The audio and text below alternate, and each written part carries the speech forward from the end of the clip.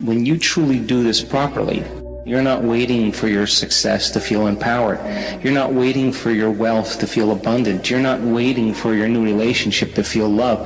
The fundamental question is, can you believe in a future that you can't see or experience with your senses yet, but you've thought about enough times in your mind that your brain is literally changed to look like the experience has already occurred? You have to teach your body emotionally how that future is going to feel like before it's made manifest. So if you're talking about manifesting your dreams, well, it only requires two things.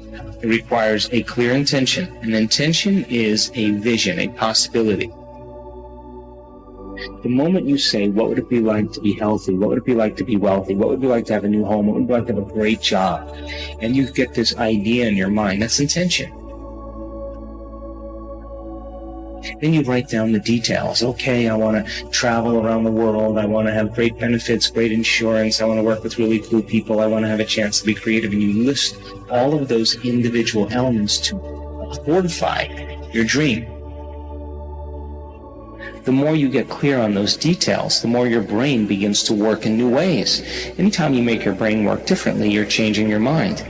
Now, the moment you get inspired and you begin to feel what it would be like to live in that future, your body is getting a chemical sampling, an emotional sampling. It's getting a taste of the future.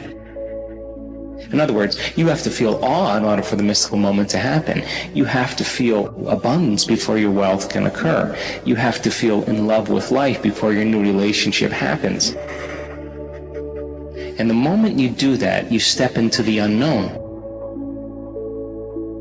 The hardest part about change, really, in creating the life that you want, being defined by a vision of the future instead of a memory of the past, is not making the same choices you did the day before. So for me personally, I want to execute and be defined by a vision of the future instead of the memories of the past. So most people's brains are organized to reflect everything they know in their life. Their brain is a record of the past. And if you feel the same way every single day, it means, number one, nothing new is happening in your life. And number two, those emotions are keeping you anchored to the past. If thoughts are the language of the brain, and feelings are the language of the body, and how you think and how you feel creates a state of being, most people are literally connected to a past.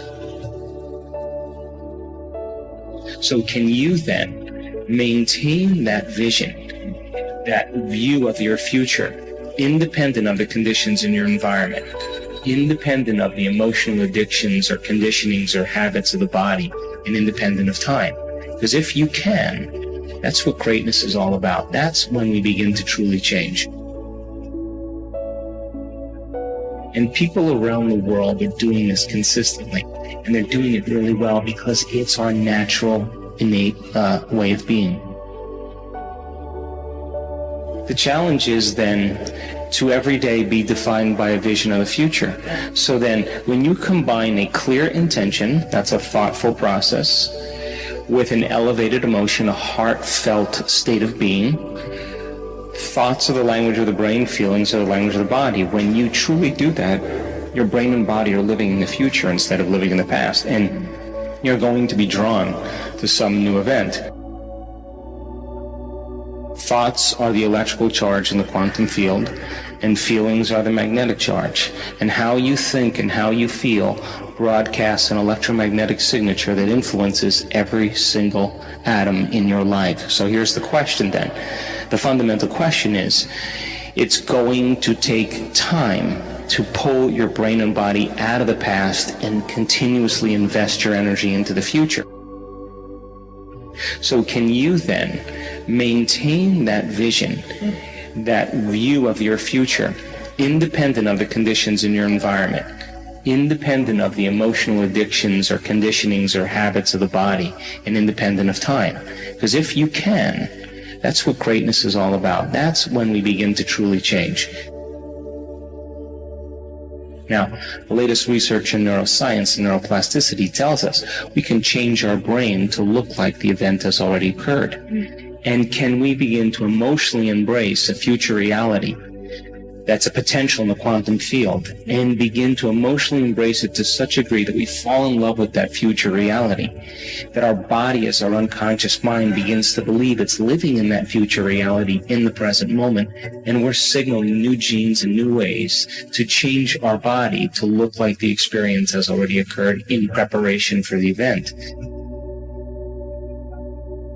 We're not defining reality by our senses because we're not waiting then for anything outside of us to change how we feel inside of us. So if there's physical evidence in your brain and body to look like the experience has already occurred, physical evidence, because the epigenetic model of reality says you can change your body by thought alone, and neuroplasticity says you can change your brain by thought alone. So if there's physical evidence to look like the experience has already occurred, well, relax, because the experience is going to find you, and it's going to come in a way that you least expect. When you begin to realize the unknown is the perfect place to create from, that void of unpredictability, that uncertainty, that unfamiliarity is really the quantum place of uncertainty where all manifestations come from. So when you and I become comfortable living in that unknown place, I think then that we begin to manifest the things we want in our lives. We are creators. Meditation, the actual translation of the word meditation, means to become familiar with. So the first thing you have to do is you have to become conscious of your unconscious thoughts. You got to notice your automatic habits and behaviors. You have to become aware of your emotions that keep you anchored to the past. And if you can become so conscious of the unconscious states of mind and body that they would never slip by your conscious awareness again, you're becoming familiar with the old self so you don't return. Then if you begin to think about new ways of being defined by a vision, plan your behaviors, review them in your mind. Now, if you keep doing that over and over again, nerve cells that fire together wire together. You begin to become familiar with a new state of mind. At the same time, if you can emotionally cultivate your inspiration, your joy, your enthusiasm ahead of the experience, by repeating that over and over again, cultivating that state, it's going to begin to become familiar to you. So then the process of change then requires unlearning and relearning, breaking the habit of the old self, reinventing a new self, pruning synaptic connections, as we say in neuroscience, and sprouting new connections, unmemorizing emotions that are stored in the body. Then here's the key: reconditioning the body to a new mind and to a new emotion. It's literally moving from your past to your future. It's losing your mind and creating a new one. And so then when you begin to understand that in that process, it's going to feel a little bit unfamiliar, uncomfortable. And if you can relax into that, instead of going back to the past, continuously invest in your future, sooner or later, it'll begin to become easier and easier and easier. And all of a sudden, when you least expect it, something amazing is going to happen in your life. And when that event begins to occur, you're going to pay attention to what you did inside of you now to produce the effect outside of you. The brain has the power. Keeping in mind Dr. Joe's words, the mind has the possibilities to go beyond what is currently programmed into it.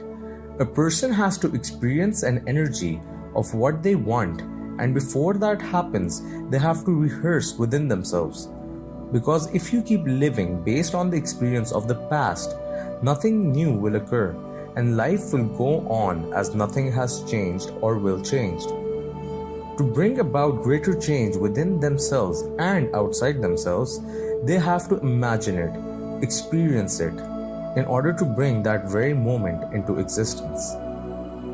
Well, I hope you guys enjoyed the video, and do make sure to share your thoughts with us in the comment section.